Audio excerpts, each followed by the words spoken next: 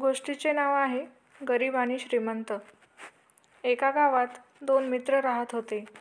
एक गरीब होता तर दुसरा श्रीमंत.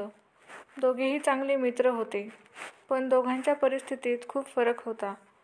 गरीब मित्र खूप कष्टाळू होता. तो दिवसभर काम करून आपल्या कुटुंबाचे पालनपोषण करत असे. तो नेहमी आनंदी आणि समाधानी असे. त्याला जास्त गोष्टींची हाव नव्हती. जे काही मिळेल त्यात तो खुश असे. श्रीमंत मित्र खूप भाग्यवान होता.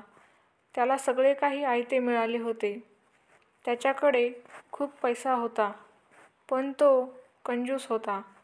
तो नेहमी आपल्या पैशाचा गर्व करत असे आणि गरीब मित्राला तुच्छ लेखत असे. एक दिवस दोघांना एका गावात जायचे होते. गरीब मित्राकडे गाडी नव्हती, तर श्रीमंत मित्राकडे महागडी गाडी होती. श्रीमंत मित्राने गरीब मित्राला गाडीत लिफ्ट देण्याचे ठरवले. गाडीत जात असताना श्रीमंत मित्राने गरीब मित्राला त्याच्या गरिबीची खिल्ली उडवली. तो म्हणाला, "तू किती गरीब आहेस. तुझ्याकडे गाडी नाही, चांगले कपडे नाहीत, चांगलं घर नाही. तू कसा जगतोस?" गरीब मित्राने त्याला शांतपणे उत्तर दिले, "मी गरीब असलो तरी आनंदी आहे. माझ्याकडे जे काही आहे त्यात मी समाधानी आहे. मला जास्त गोष्टींची हाव नाही. तू श्रीमंत असलास तरी तू आनंदी नाहीस. तू नेहमी दुसऱ्यांची खिल्ली उडवतोस आणि स्वतःचा गर्व करतोस."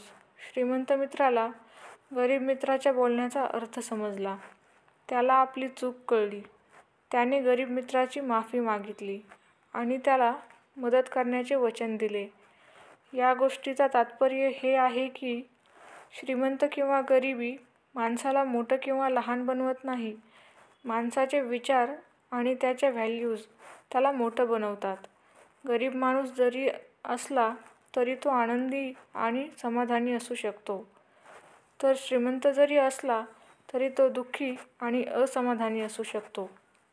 गोष्ट आवडली असेल तर आपल्या साहित्यसार यूट्यूब चॅनलला सबस्क्राईब करा आणि बेल आयकॉन दाबण्यास विसरू नका. यामुळे तुम्हाला अशाच नवनवीन आणि सुंदर गोष्टी ऐकण्यास मिळतील. धन्यवाद.